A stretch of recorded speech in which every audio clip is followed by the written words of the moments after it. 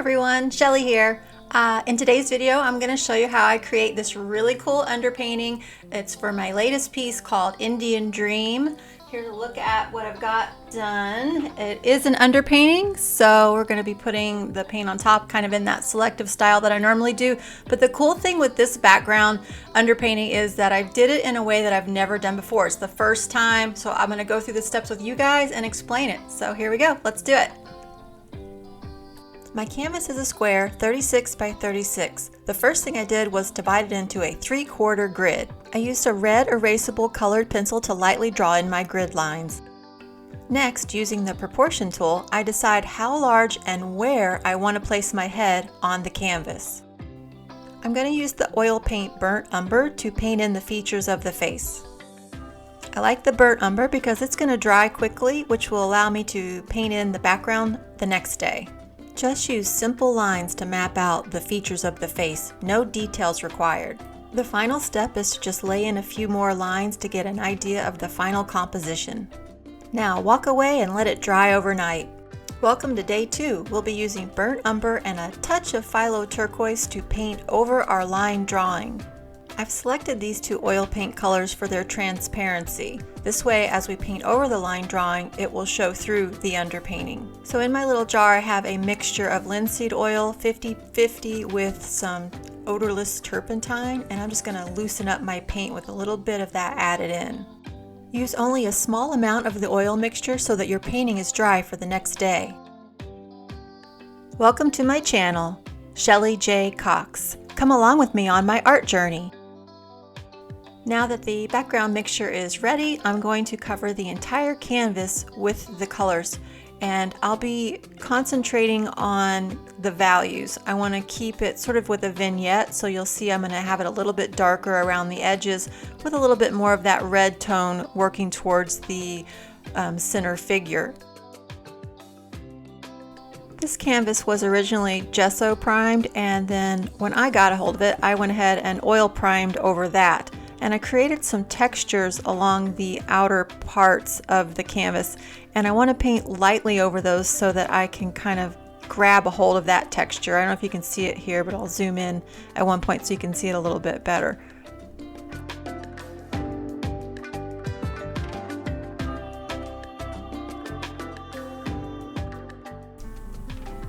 So I just wanted to say thank you to everybody that's subscribed, and if you're a true art lover and you want to follow me and come along with me on this art journey, you want to hit subscribe. So it's a pandemic, as you guys know, and I have not been able to go to any artist workshops, sadly. But once this all settles and the workshops start back again, I'm going to be going to workshops and coming back, and I'll make videos that explain and share with you guys all the stuff that I've learned. So come with me, go on this art journey, hit the subscribe button, hit the likes button if you're getting some value out of the videos, and it'll help support my channel, and I really appreciate you guys so much. Thank you to everyone that's already subscribed, and let's keep doing this. Thanks, guys. So I'm going to continue to cover the canvas with our background color. You want to get creative and have fun when you're laying in your backgrounds. You can see here that I'm mostly using a paintbrush for this one. I did use a cloth every so often, but you could also be super creative and lay down like a piece of saran wrap plastic on top of the wet paint, peel it off to reveal a neat pattern, and then let that dry so when you're painting over it, it'll leave some cool texture. You could use lace, you could run different metal scrapings through it. I mean, just really have a good time with it.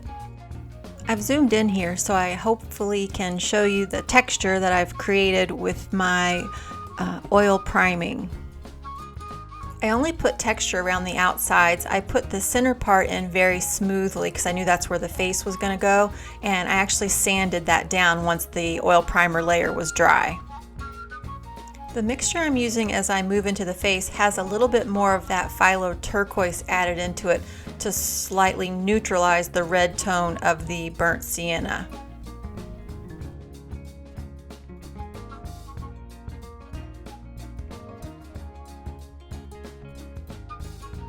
And here you can see I'm just thinking a little bit about showing some of the value structures that are going to happen through the face. And this is all applied super loose. There's no detail going in. I mean, we are going to be totally covering the underpainting, especially the underpainting part where the face is. Although some of the old masters would leave the underpainting showing through in the shadow areas of the face.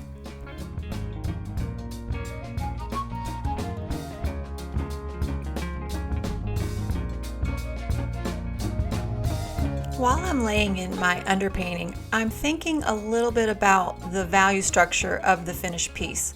So with that in mind, I'm going to kind of separate my values into just three: the light, the middle, and the dark.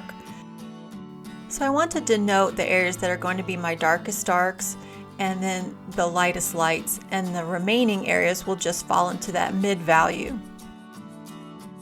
This way, once we have the entire canvas covered and we step back, we can see if the value composition is what we like, if it's going to work in the finished piece. If not, now's a good time to adjust that. There's a saying that goes, value does all of the work while color gets all of the glory. If I could go back and tell my younger artist self one thing, it would be to pay attention to value, study value, learn value, be an expert at value.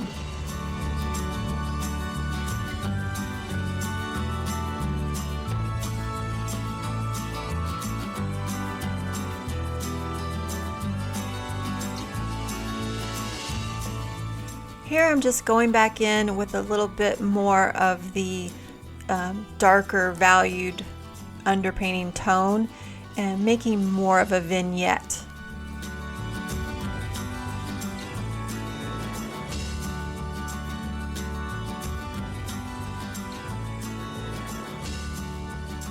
This painting is called Indian Dream, so I wanted to have a very dreamy, wispy feeling.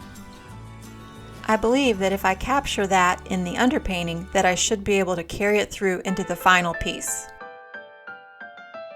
I am working from a reference photo that I created myself. I set up my model shoot. She had an Indian headdress on and Indian costume, and we took lots of pictures. And later on, it was quite a bit later on actually, I pulled the picture up in Photoshop. I did a little bit of compositing and ended up with this final reference picture, which I'm super excited to paint, and I think it's going to be one of the best paintings that I've done to date. I've heard some artists say you're only as good as your last painting, which means I'm always in competition with myself, which is how it should be.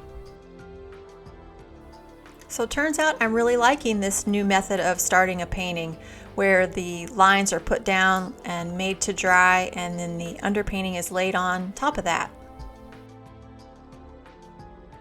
Be sure to subscribe so you don't miss the progression of this beautiful piece.